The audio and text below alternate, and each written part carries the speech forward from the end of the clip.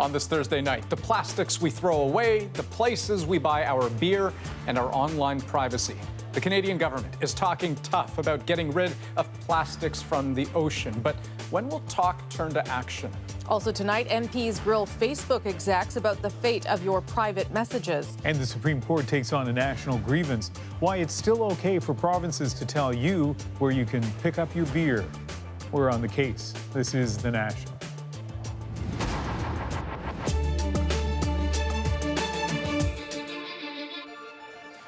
It's one of the planet's greatest environmental challenges, something Canada's Prime Minister says is a top priority for his government. Talking about plastic waste in our oceans. And today, Justin Trudeau had a chance to spell out what Canada will do. And the world was watching. Commonwealth leaders gathered in London for their biannual summit. And British Prime Minister Theresa May said her country plans to ban outright some of the most common plastic pollutants. Then she challenged the other 52 member nations to follow her lead. So, will Canada sign on? I know that there'll be a lot of interest in Prime Minister May's proposal, and I look forward to that discussion at that time. And that time, evidently, isn't now. It's in June, when Canada hosts the G7. Then we'll see if there's a Canadian commitment to follow in Britain's footsteps. But the scale of the ocean pollution is truly staggering. More than 5 trillion pieces of plastic debris. And as Evan Dyer shows us, that has life and death consequences. In Spain today, scientists confirmed that this young sperm whale died because 25 kilos of plastic waste in its stomach and intestines meant it could no longer digest food. And on Midway Island in the middle of the Pacific, and thousands of miles from any city, marine birds are dying the same way. Today in Britain, the government of Theresa May announced that it will ban some single-use plastics like straws, coffee stirrers and Q-tips by the end of the year. And improve the health of our oceans, creating a more sustainable Commonwealth. A torrent of plastic garbage is pouring into the oceans from rivers around the world. In Indonesia today, the army was called in to clear a huge raft of plastic, blocking a river's path to the sea. Canada's pledged to make the fight against plastic waste the signature issue of its Group of 7 presidency this year. We have a huge challenge. It's possible by 2050 we will have more plastics in our ocean than fish. Today, Prime Minister Justin Trudeau said he supports Britain's Plastics Cleanup Initiative, an issue he discussed with May yesterday at number 10 Downing Street. But Britain's proposed ban on single-use plastic items goes beyond anything yet announced by the Trudeau government. Sustainability. Today, Trudeau was asked twice if he was ready to start banning objects like straws, but didn't answer directly. We're going to look at a broad range of suggestions, consult a broad range of experts and scientists, and move forward decisively, not just as a single country, although Canada does have the longest coastline in the world, but hopefully as a global community on doing the kinds of things that are going to keep our oceans safe for future generations. In fact, some developing countries are leaving both Britain and Canada far behind when it comes to fighting plastic waste. 2 countries whose leaders Trudeau met with privately here in London, Kenya and Rwanda, have introduced criminal penalties for using plastic bags, including potential jail time. Evan Dyer, CBC News, London. As you heard, ocean plastic comes in all sizes. And in some parts of the world, you get scenes like this.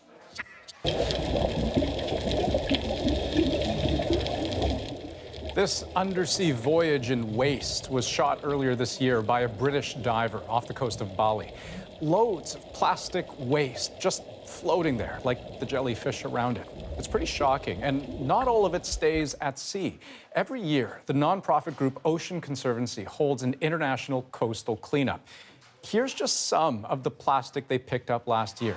More than 1.5 million plastic bottles, close to 900,000 plastic bags, and more than 400,000 straws. And that's just a fraction of the estimated 1 billion plastic straws thrown away each and every day around the world. Here's Ron Charles now on the effort to reduce that kind of pollution here. A plastic straw won't be an automatic feature of drinks at this Toronto restaurant on Saturday. It's joining about 130 other restaurants and bars that will go straw-free or only offer straws on request. It's a one-day grassroots awareness campaign Jillian, Lucas, and a friend started called The Last Straw. Wanting us to be a little bit more conscious in the service industry of the plastic that we throw away, the garbage that we produce, and the straw is just so simple that we don't even think about it, but it's just such an easy thing to eliminate 99% of. Why turn against straws? Here's one reason: the viral video of marine biologists removing a plastic straw from a sea turtle's nostril. Straws make up part of the millions of tons of plastic pollution that endangers aquatic life globally. There are alternatives, straws made of paper or biodegradable fibers. Some Canadian eateries have made the switch, but they can cost more than 3 times as much as plastic, a concern even for restaurants willing to participate in Saturday's campaign. There's a cost factor. At this point, I think if more people drive the issue, we can bring those prices down. Vancouver is driving the issue. The city government is discussing how to get businesses to reduce single-use plastic items like straws. But there's a good reason it has not opted for a complete ban. Mary Jo Federley sits on a disability advisory committee at City Hall. It's kind of a health and a dignity issue. If I go out to a public restaurant and I can't hold a cup and I can't also get the cup to my mouth, the only way I can enjoy a drink of any sort is with a straw. But for patrons of those 130 restaurants and bars in Toronto on Saturday, the hope is the last straw inspires an end to other throwaway plastic. Ron Charles, CBC News, Toronto. A big issue, as you can see, with lots of different consequences for what some officials have called a worldwide emergency. Okay, here's what else we're following tonight on The National. CBC News has new information about how far the federal government is willing to go to get the Trans Mountain Pipeline built. We'll break it down on At Issue. Plus, the head of Facebook Canada says in retrospect, they probably should have notified the 600,000 Canadians whose privacy was compromised in 2016. Then he took off from reporters. Katie Simpson brings us the scene from Ottawa. But first, one man's plan to free the beer fizzles out at the Supreme Court. The New Brunswick man at the center of that Supreme Court decision today on beer says the ruling won't change his habits. I'm sure I won't be buying as much beer as I used to, but I might take a couple of cases. Como had challenged the constitutionality of not being able to buy alcohol in next-door Quebec and bring it home over the provincial border. The court says provinces and territories can restrict it, so long as there is good reason. It says New Brunswick's ability to control liquor supplies within its borders would be undermined if non-corporation liquor could flow freely across borders and out of the garages of bootleggers and home brewers. So what does this all mean for, say, the guy in Ontario who wants to introduce some friends to some great BC wines, or the BC winery that wants to sell online to people in Nova Scotia? Jacqueline Hansen went to find both. At one of the Quebec liquor stores where Gerard Como stocked up, shoppers were shocked by the ruling. All the laws, I'm telling you, they make some crazy laws. It's not like crossing the border into Cuba or anywhere else. Across the bridge in New Brunswick, cross-border beer buyers say they won't stop. I'm still gonna go on the other side and buy some. I might just well go pick up some beer in Quebec and bring it straight back to New Brunswick. New Brunswick says limits on alcohol are to protect tax dollars. That's redistributed in society, in the province of New Brunswick, for education services, health services, infrastructure. But Canada's economy as a whole could be losing out on billions of dollars, according to this researcher. We really should think about these policies as inhibiting trade and lowering Canada's productivity and increasing the price of goods and services. This is Pearl Morissette. This Toronto wine collector says that for him, it's about access to exclusive artisanal wines from across the country. It's being served at Michelin-star restaurants globally. Which means it's the top of the top. If you live out of the province, you can't get it. And that inability to ship across borders limits business for small wineries, like Crushpad in Summerland, BC. It joined forces with 4 other winemakers as interveners in Como's Supreme Court case, in hopes of being able to sell direct to consumers across Canada. We can't grow beyond our 15,000 cases unless we can establish new markets. The owner wants provinces to reconsider their rules. Think about living in France and living in Bordeaux and trying to order a bottle of champagne from the Champagne region and not being allowed to do that. Now, the French would just not tolerate that on any level. And so as Canadians, for us to have been tolerating this for so long is really rather silly. The conversation isn't over yet. Provincial and federal governments are working on how the trade of alcohol within Canada can be improved. Those recommendations are due this summer. Jacqueline Hansen, CBC News, Toronto. Now, virtually every province and territory have strict limits on how much alcohol you can bring across their borders. Most will allow about 70 cans of beer. The limit is much lower in some territories and Atlantic provinces. Exceed the limits, and you could face criminal charges and hefty fines. The exceptions, Alberta and Manitoba, where there are no limits at all. As you saw in Jacqueline's story, the Supreme Court says these barriers are constitutional as long as the goal isn't to restrict trade. And there's no surprise why some provinces are rather delighted with today's decision. For New Brunswick, being a small province, it's a huge moneymaker. There's no question about that. Cash-strapped provinces are eager for the tax revenue. NB Liquor added $167 million to the government's bottom line last year. For us, it's not about money. In Nunavut, the restrictions are about reducing consumption and saving lives. Alcohol regulation in Nunavut is not a question of trade. For us, it's a question of protecting public health and safety.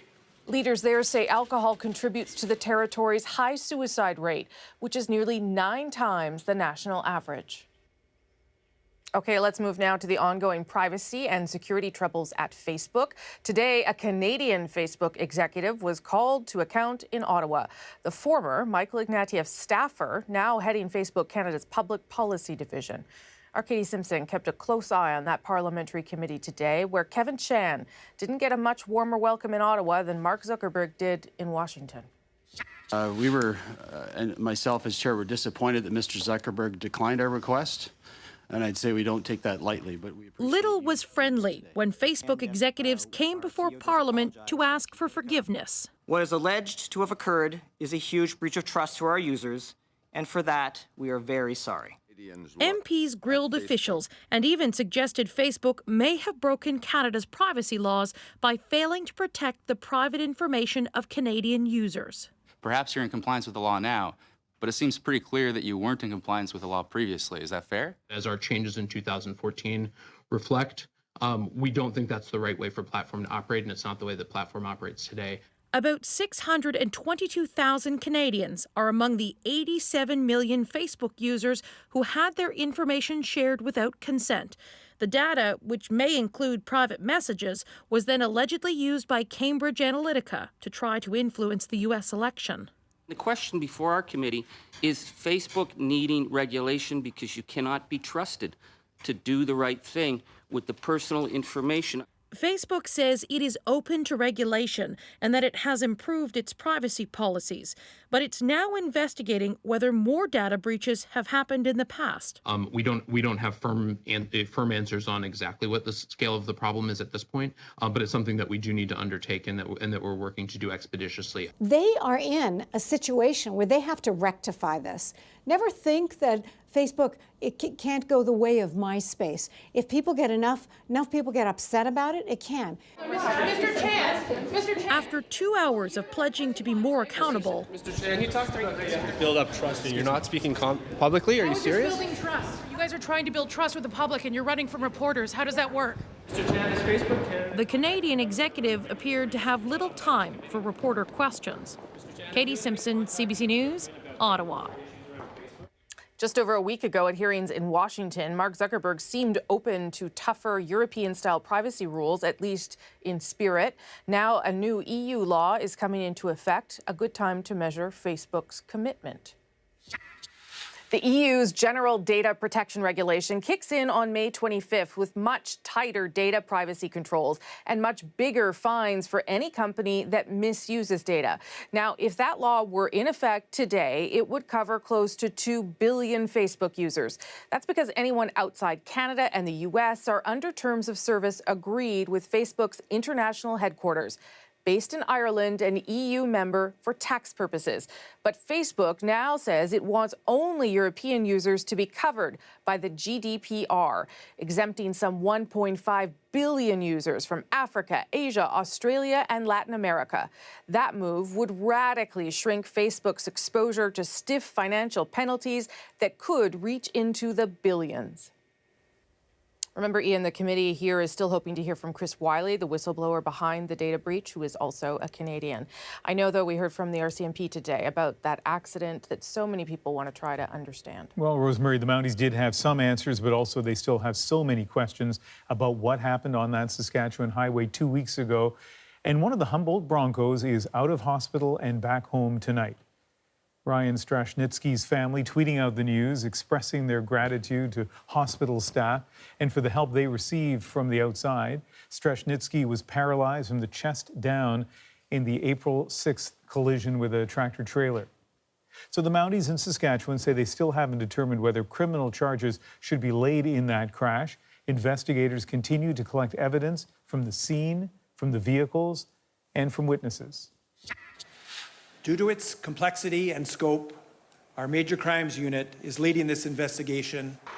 Reconstruction experts were back at the scene of the collision today, positioning vehicles to analyze the sight lines and to take more measurements. But they warn they may not have the answers for some time yet. Complex collision reconstruction investigations take time and are often measured in weeks and months rather than days. Investigators have established the truck was in the intersection when the collision happened, but they don't know whether it was in motion or had stopped. But RCMP officers have taken what's called engine control modules from both vehicles to California for analysis. They record data leading up to the collision, including speed and any changes in speed, the RPM of the engines, and the application of brakes. Investigators have done about 50 interviews with some of the victims, independent witnesses, and the truck driver, who they remain in contact with. They've taken 5,500 photos from the ground and air, and they have the truck driver's logbooks, which they expect will provide some insight into the number of hours that he worked and rested and how often he did brake checks, for example. And one more note on this story tonight. That GoFundMe page that was started in the hours after the crash almost 2 weeks ago has now closed, but not before becoming the largest of its kind in Canada, the second biggest anywhere. 142,000 donors gave more than $15 million.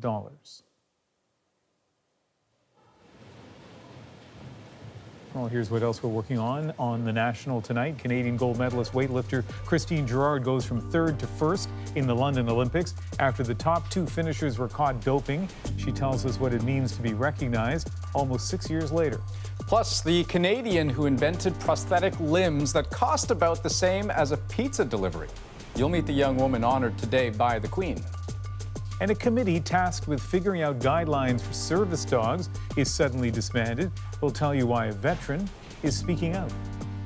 We've spent 2.5 years in a failed process. The people that this is truly hurting and affecting, the despair and angst is unbelievable.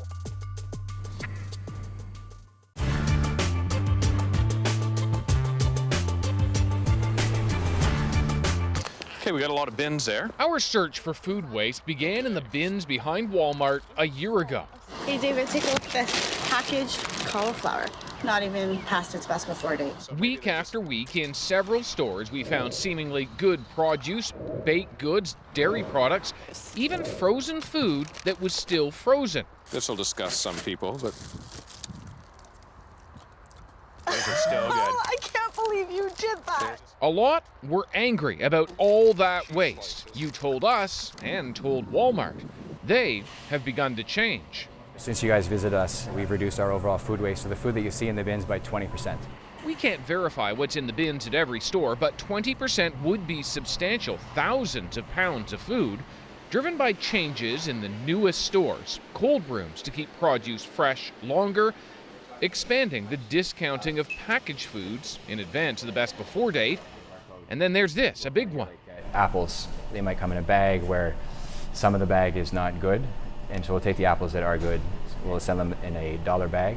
As a big company increasingly takes food waste seriously, down the road, a class is learning about how much gets tossed. What'd you think of that? Bad. Horrible. Disgusting. These kids surveyed stores, asked managers how things could change. Hello, Mr. Chair and councillors. They even pitched the idea of a refrigerated municipal truck picking up food instead of throwing it away. A grocery store throws out 30 to 45 large bins of perfectly edible food each week, and all these people need help getting food. Why can't that food go on their tables, not in the landfill? This is, I think, a real demonstration of how everyone can make a difference in this world.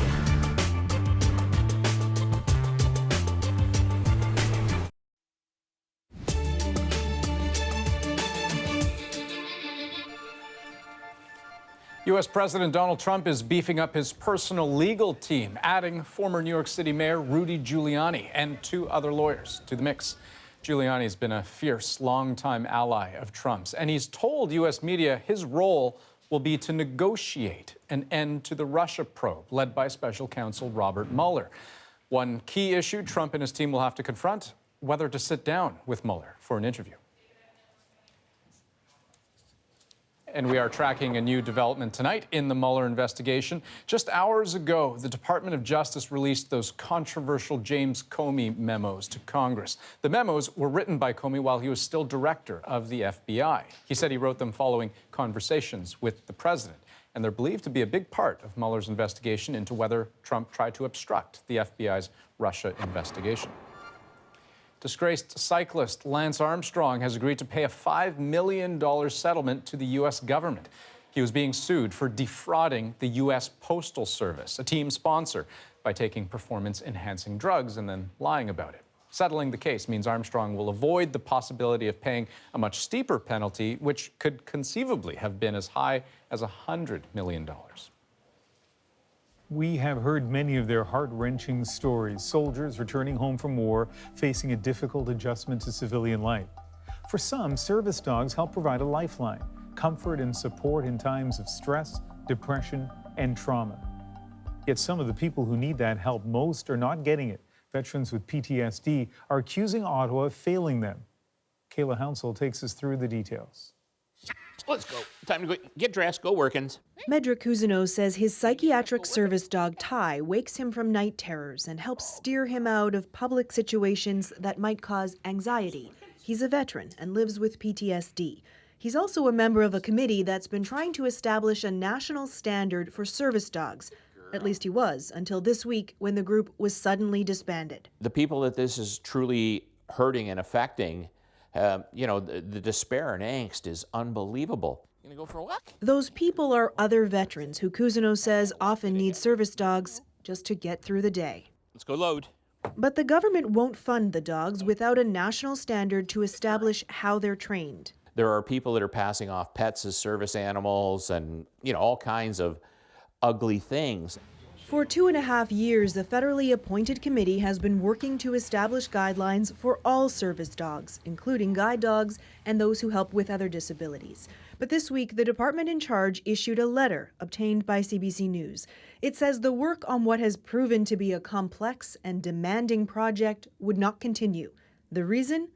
Depends on who you ask. We actually believe that we're very, very close to finishing off this project and having a set of national standards for service dogs. I will speak to the issue directly. The Minister of Veterans Affairs says the group couldn't reach a consensus. We realized that this wasn't getting anywhere, not fast enough for this government, so we decided to solely look at psychiatric service dogs, and we will establish a standard for them. The minister's office says there will be a standard specifically for psychiatric service dogs before the end of the year. Medra Cousineau says that's unacceptable. Later this year isn't going to cut it.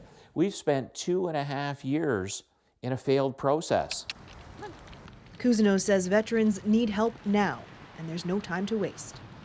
Kayla Hounsell, CBC News, Eastern Passage, Nova Scotia.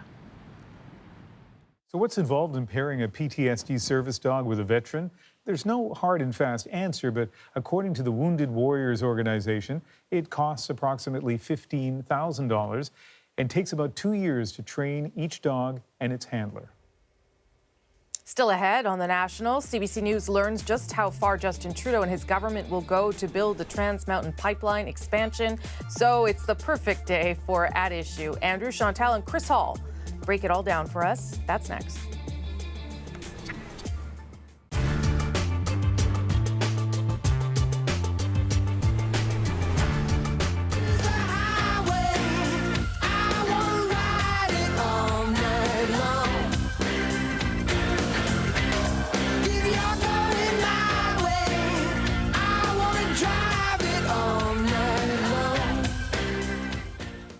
Well, life is a highway. It is a highway. Tom Cochrane's been driving fast these days, fueled by his current #1 album, Mad Mad World. He was born in Manitoba, raised in Toronto, and Tom Cochrane's been recording for 17 years. A thoughtful songwriter, Cochrane's always brought a Canadian perspective to his observations. He's just finished a cross-country tour, and boy, are his arms tired. And here's something from it's the newest release from his album. It's called No Regrets.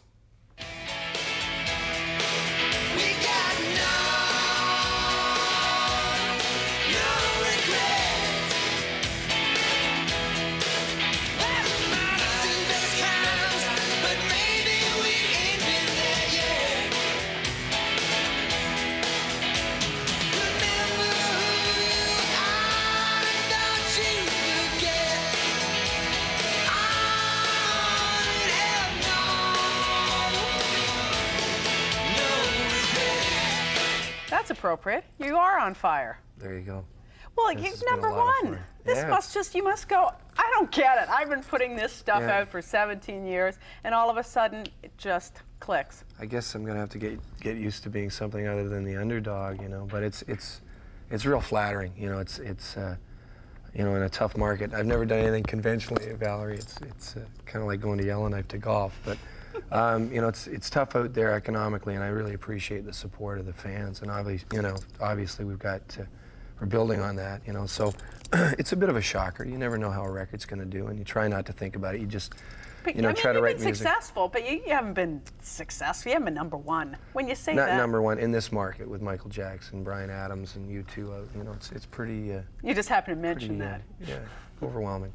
Tell me about Life is a Highway. It's such a great song, and it's such an up song, but the inspiration from it came from a trip to Ethiopia you had, which... Yeah, Africa, Ethiopia, and Mozambique, Zimbabwe, and Kenya. And, you know, the thing that I was left with, you know, I did a lot of press and a lot of work afterwards for World Vision, and, you know, it was really draining emotionally, but the thing that I was left with 4 weeks after coming home and that spawned the lyrics in the song, not that the song's directly about the experience, but the song is about that feeling that the people left me with, that in spite of all the hardships and in spite of how tough it got, they're tremendously resilient. The people over there are just wonderful, and the joy they find in the simple things in life when they, you know, when things are going okay and they can function, they live for the moment, you know. And you come back here and we find everything in the West to complain about and worry about, you know, and we can learn from that. So that's, you know, I wanted to write a song that would make people feel good, make them realize that,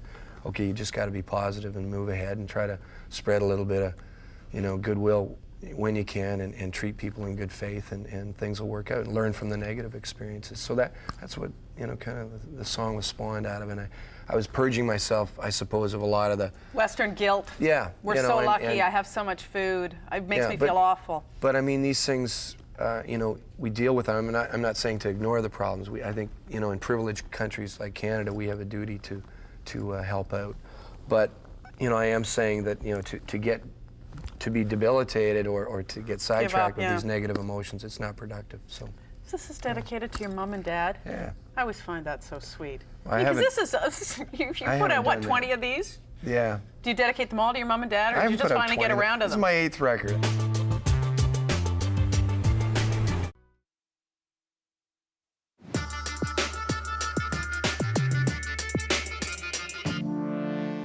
There may well be an opportunity for us to have officials address some of the gaps that we perceive to be in the Ocean Protection Plan.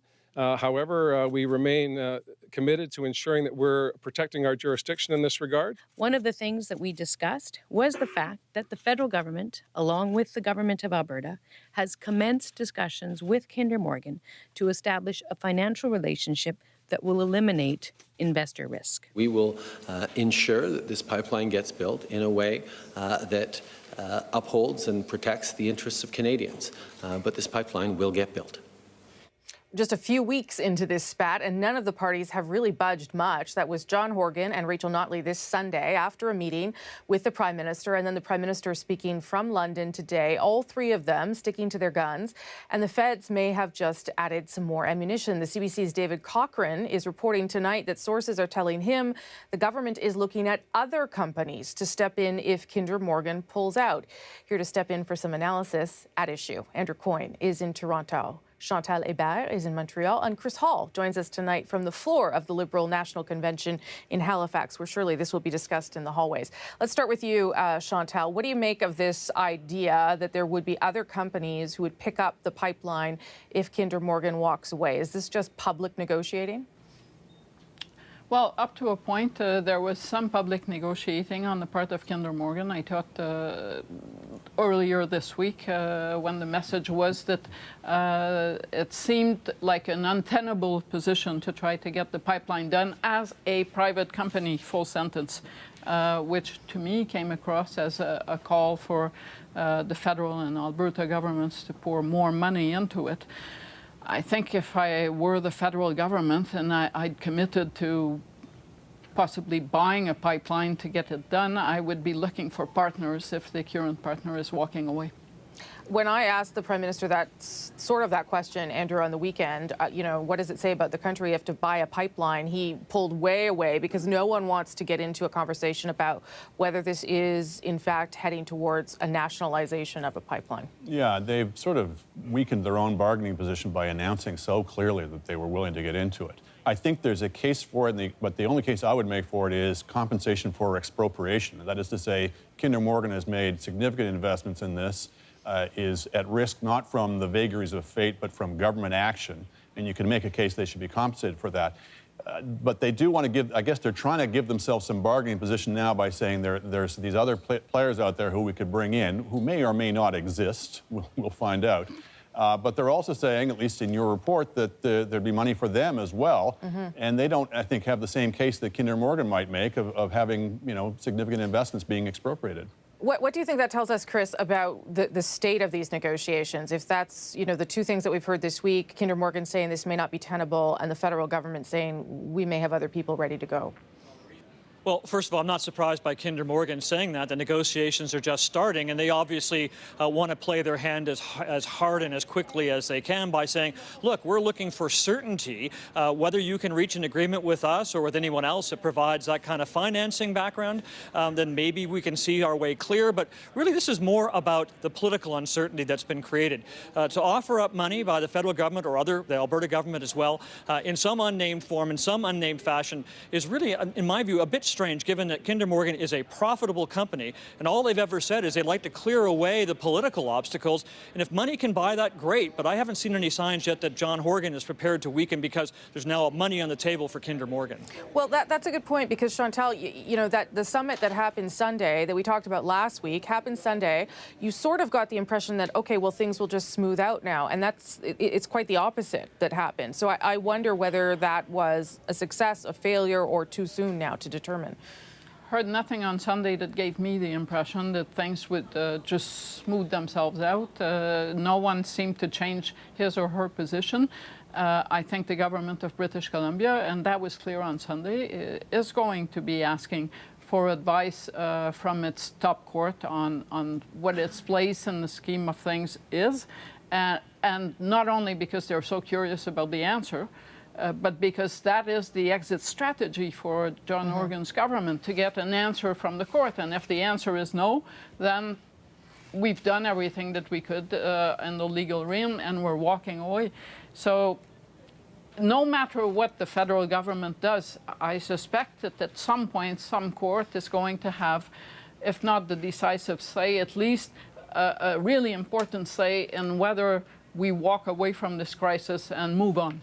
So this has to go to court, Andrew, or there's no political resolution possible for this? I think it's a combination. Yeah, if you looked at it right now, you'd say we're in court up to our ears. We've got about 7 different court cases or legislation that's coming forward that will be challenged in court from the various players in this. I do think what you started to see emerge is the outlines of a federal strategy that I think makes some sense, which is laying down legislation that, yes, itself could be challenged in court, but that puts some definition to the issues involved, gives some guidance to the courts about where the federal government, it sort of removes some of the ambiguity that BC, if it was a mind to, could kind of get in and try and wiggle around in legally. So I think that's part of the puzzle. I think to buy time and to allow the process to work through, I think a financial backstop for Kinder Morgan also made sense. I think offering something additional to BC in the way of environmental insurance was part of the mix. So whether or not that strategy is going to work is going to depend a lot about what the details of that are, what that legislation looks like, what the backstop looks like, et cetera. But the broad outlines of it, I think, are encouraging. Last point to you on that, Chris. Do you think that there is more to come then from the federal government on this play to try and convince this to happen? Well, I think almost certainly. The one thing I don't expect is that the federal government will in any way lend its support to any kind of reference case to allow BC to establish whether it has jurisdiction over the coast to do different types of things or to limit the flow of bitumen through the pipe once it's inside British Columbia. This is, after all, a political problem, as I said, and if politics is the art of compromise, all 3 of these leaders are playing a different game than I've seen. Nobody seems willing to do that, and maybe, as a result, the courts in British Columbia in this case will have to have the final say, because even Andrew Weaver, the Green Party leader in British Columbia, whose support keeps John Horgan in power, has said that if the courts rule against British Columbia and say they don't have the jurisdiction to protect the coastline or to do anything further or to demand anything further from Kinder Morgan and building Trans Mountain expansion, then he'd be satisfied that. That's the end of it. So in the end, that really is almost, as far as I can tell now, the only way out of it. Okay, I want to do one go-round on where Chris is. So, Chris, you can start. This is the Liberal Policy Convention. This is presumably where they have to come up with some ideas for the next election. So it starts to beg the question, how far are they in achieving their agenda from the last one? Do they have ideas to put on the table? What would get them reelected? What part of that do you want to tackle, Chris? Well, first of all, they have a lot of stuff that is not yet completed, from the innovation strategy to some of the other things they're doing around superclusters. Infrastructure spending money hasn't been put out yet. I looked and talked to a lot of people here from all parts of the country who are diehard Liberals, and every one of them is talking about change. We had change in 2015. We have to believe that change continues into the next election campaign in order to convince people that we're deserving of another term. So a lot of the big ideas that people are tossing around here, the idea of a universal drug care plan, pharmacare. They're looking at a pilot project or some kind of study into a guaranteed basic annual income, mental health being added to Medicare and into the Canada Health Act. They're looking for those kinds of ideas to galvanize the progressive vote once again, to make sure that they keep the NDP from keeping or gaining any ground in Liberal areas or to holding on to seats that they already have. All of it designed to try and tell people change isn't done yet. Stick with us for another 4 years. There is more change coming. Is that what they have to be able to pull out of this, Chantal, this weekend? I think the delegates will find this a bit less exciting than the previous convention, in the sense that the government in power cannot just wipe off everything that's in progress and say, oh, we're the new guys and here are our bright ideas. I think you're going to hear a lot about pharmacare. And that's clearly what they've been trying to set up as a defining promise. It happens to be one that's central to the NDP. But I don't think this weekend is the test of how they go in the next election, frankly. Andrew. I'd be surprised if the election platform they run on even resembles what happens at this convention. That's partly, I mean, that's true of most parties at most times, but that's particularly true because the Liberal Party as such hardly exists anymore. In terms of meaningful distinctions, for example, between members and non-members. To go to this convention, you don't have to be elected, you just show up. To vote for the party leader, you didn't even have to be a party member. It's so centralized now in the office of the leader, more even than most parties, that they will decide ultimately what they want to run on.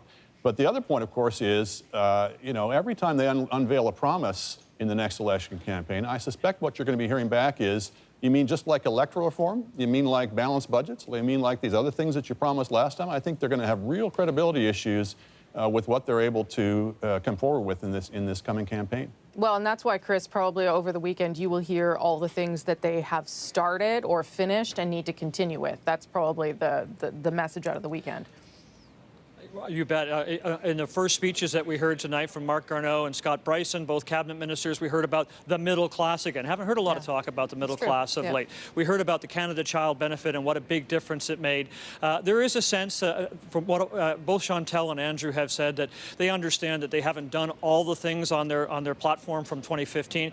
By the other side, they realize that it can't rest on their laurels, that people are still looking for that progressive voice. And yes, climate change isn't finished. There are so many different things they can actually look back and say, well, you know, we still have some work to do. So to go back to that main point I was trying to put up for is that change isn't done. There's still more change to do. And if we can add something big to galvanize people's votes around that, or at least their conversation around that, that would be a good thing. Governing is hard. Okay, thanks everybody, appreciate it. Good news for all of you who love politics as much as we do. At Issue is also a podcast. You get extra content and of course the main panel in podcast form every week. If you want to work out, walk the dog, listen to us. This week's bonus topic, the Ontario provincial election. It's getting ugly already. Our win and Ford, Clinton and Trump 2.0. Look for it on iTunes, any major podcast app, and our website, cbcnews.ca/The National. And still ahead on The National, shaking hands with royalty thanks to a 3D printer and a desire to help others.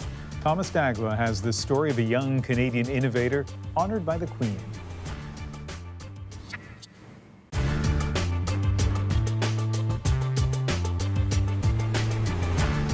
For the thousands of single people in the city, it's known as Young and Eligible. It's one of the most popular places in town for singles to meet other singles. Now, you'd think that in a city of 3 million people, that would be easy, but it's not. In fact, Toronto can be a very lonely place. Tonight on Toronto the Dark Side, Cass Rusi and Paul Hunter spend a Friday night with 4 single people looking for love. It's Friday night in Toronto. Hi, how you doing? Welcome to the Jaguar Club. And we're at one of the many singles bars in the city. It's a different world in here where there are no strings attached. It's a singles bar, obviously. You're single. I'm a single person. I mean, to be painstakingly honest, to meet the wonderful man, the prince, the horse, the whole thing. But I think while you're doing that, you know it's not going to happen.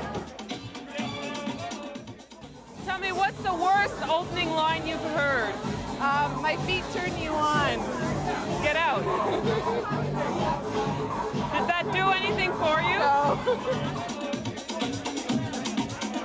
Clubs like this need to be around in Toronto for people so they can let their, I guess, energies out. They have to tap into something Fridays, Saturdays, Thursday nights. This is a good outlet. People who go to bars are really trying to fill up an emptiness inside them, and they're probably not good candidates for a relationship at that time. A lot of people don't trust somebody who's Really? You're kidding. A friend of ours just left and his name was Joe too. Would you believe that I'm Joe too? At a singles bar near Yonge and Eglinton, it's jammed with people meeting people. You like this outfit? Joanne Austin has been single for 10 years, and she comes here a lot. We asked Joanne to show us what a Friday night is like in a singles bar. And what's your name? Gary. Hello, Gary. My name's Joanne. Most nights when I go out, I try to look my best, but there are many nights when I have absolutely no expectations at all. I'm just going out with a bunch of friends and having a good time, and if something comes of it, as those fellows earlier were saying, maybe, maybe not. You come to a place like this hoping you're going to meet somebody, or? No. No, neither do I. It doesn't happen. I mean, I like meeting people, right? But I just like doing what I like doing, and you meet people anyway that way. But aren't you looking for the perfect woman? No, I had her already. She's gone. I don't want another one. Are you going to find Mr. Right, if you will, in a bar? Do you think? I think your Mr. Right is anywhere. He could be over there at the pizza place. He could be anywhere. So I don't think it's really a matter of where you're going to find him. And there's a million Mr. Rights. I mean, you only want one. Going out to these places, have you met any interesting women? Yeah.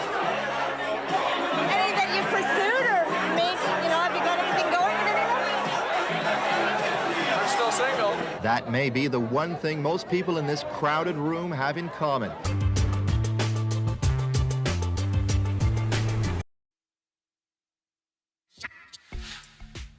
At 26, Canadian Medea Sheikh Hassan has accomplished more than most people twice her age, bettering the lives of refugees by making prosthetic limbs for less than the cost of a large pizza.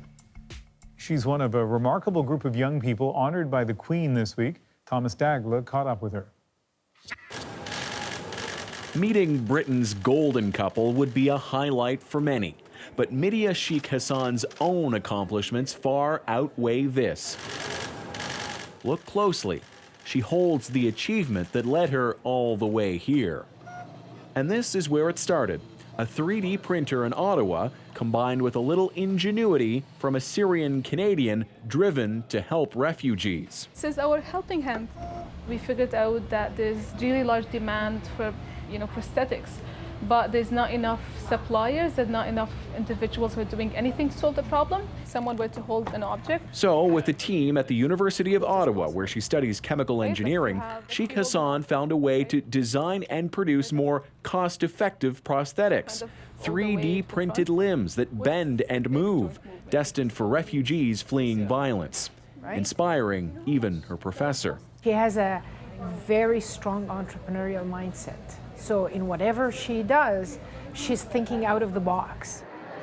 That thinking put her on a global stage this week at 26 years old, showing the Commonwealth Youth Summit that big ideas don't always mean big budgets, and using that prosthetic hand as proof. Can you guess how much this costs?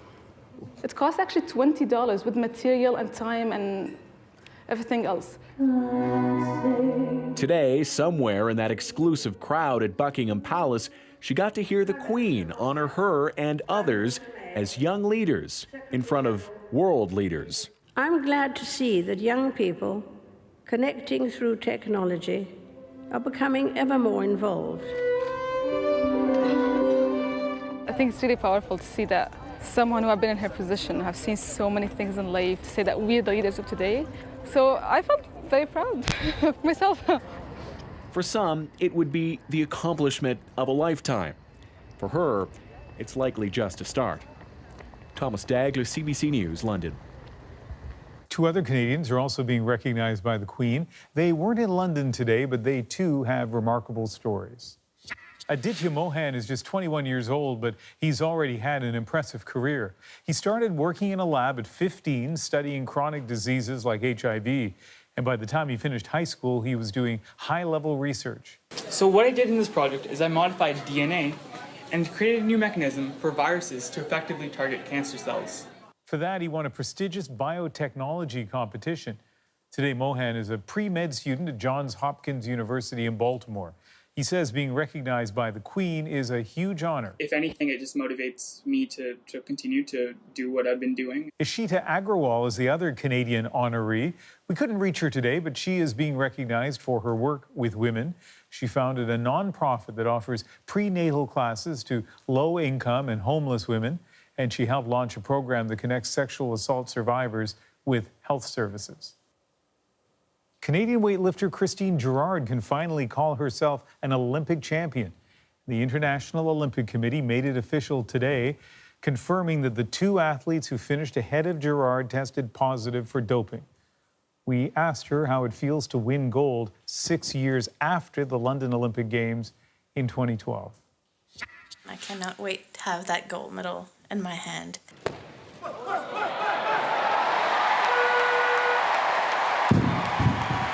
I was really excited when I learned the news today. Those medal means more to me now than it would have what it would have meant 6 years and 10 years ago. I think it's a victory for our country, our values as Canadian, because we believe in true sport, and I think it means I think it have a stronger message now than it would have been before. I also hope that my story can help the fight against doping. I want to be a strong advocate of clean sport, and I really hope that those medals will bring more power to my message now.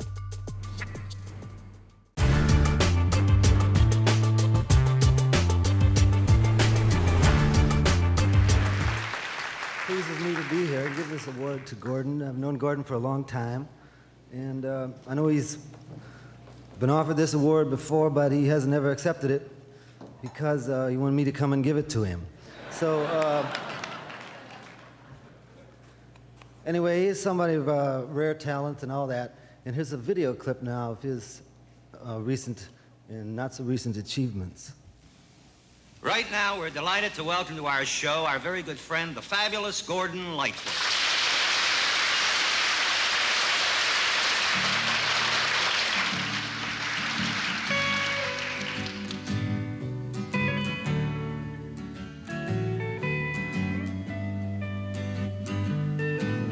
I feel a little sad to watch them leave. But I'll be cool because I don't believe the railroad men grew restless for to hear the hammers ring. Their minds were overflowing with the visions of their day, and many a fortune won and lost, and many a debt to pay. Just like an old man about a ghost on a wishing well in a castle dark, or a fortress throne with chains upon my feet. You know that ghost is me, and I'm a man, I'll be set free as long as I'm a ghost that you can't see. The church bell chimed till it rang 29 times for each man on the Edmund Fitzgerald. The legend lives on from the Chippewa.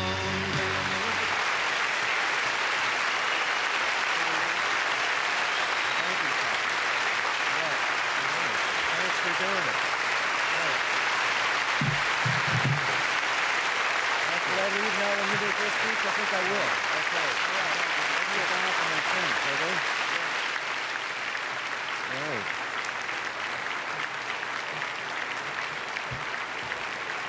All right.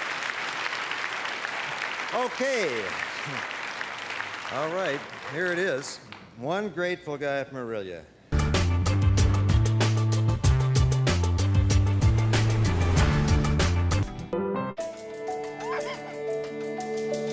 Within 5 minutes of meeting her, I was like, this dog's gonna be mine.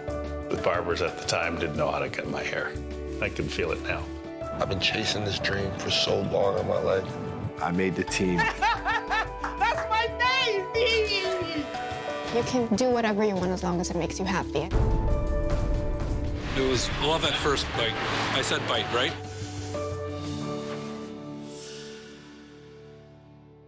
This week on The Goods. Are you ready to feel good? I'm making a TV dinner that will leave your family begging for more. How did you find comedy in depression? Everyone wants to flip houses. The Goods, weekdays at 2 on CBC. Brought to you by Butterball. Ah, good. Yeah, Super cool. It's friggin' super cool. It's okay to date the crazy guys?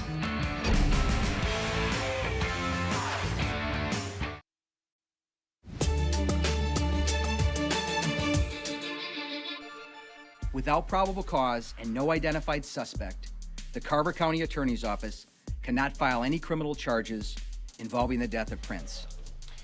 2 years after the singer Prince died of a fentanyl overdose, a Minnesota prosecutor has ruled out the possibility of holding anyone criminally responsible.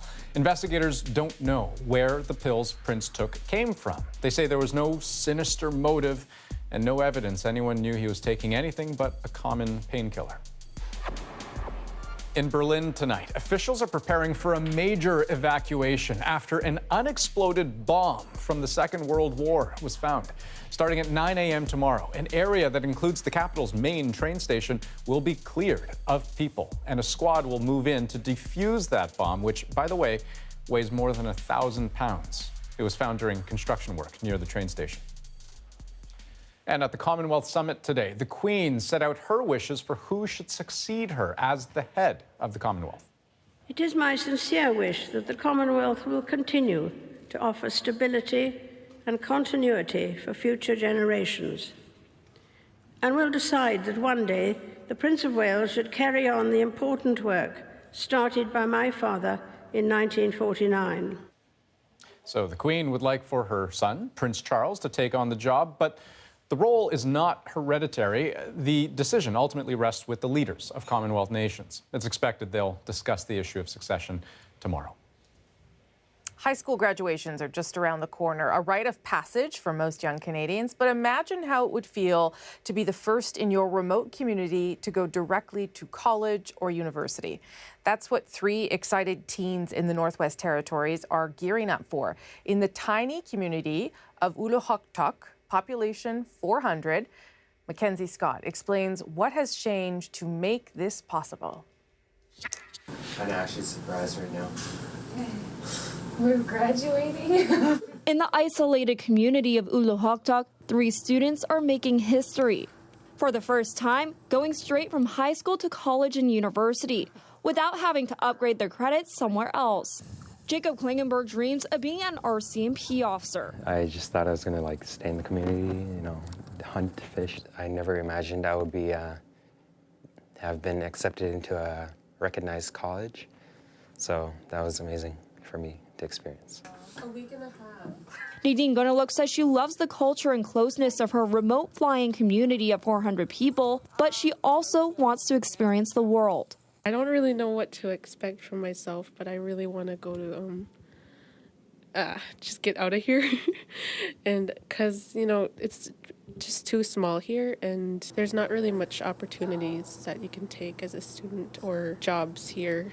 The school couldn't offer all the classes students required for post-secondary qualification. Everything A-okay. But thanks to technology, all that's changed through the Northern Distance Learning Program. Students in Uluhoktok connect with their teacher, who is more than 600 kilometers away in Nunavik via video conferencing. We feel this is a very important way to offer that equity for all the students who may not get these courses where they are currently living. And the growth that we've seen since grade 10 till now when they're graduating is it's huge. Matt Goniuk is excited to head to Vancouver Island University in the fall and hopes others follow in his footsteps. It's pretty amazing to me to see how far we've come along as a school and as a community, and I'm pretty darn excited for this.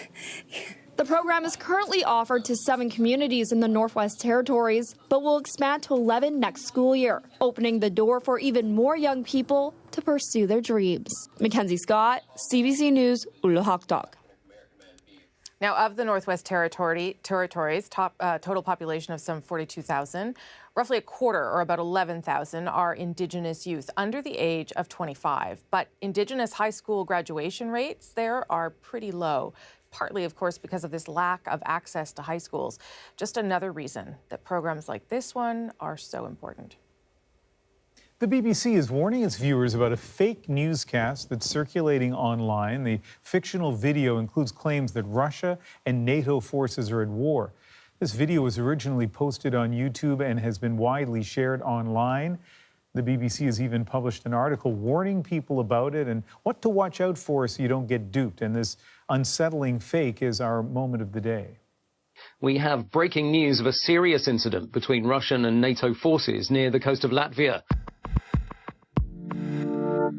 Early reports indicate that a Russian surveillance aircraft was fired upon by naval vessels of NATO forces operating in that region. And we do now have footage of the conflict from the region. This is the scene of Russian warships based directly off the coast of Finland.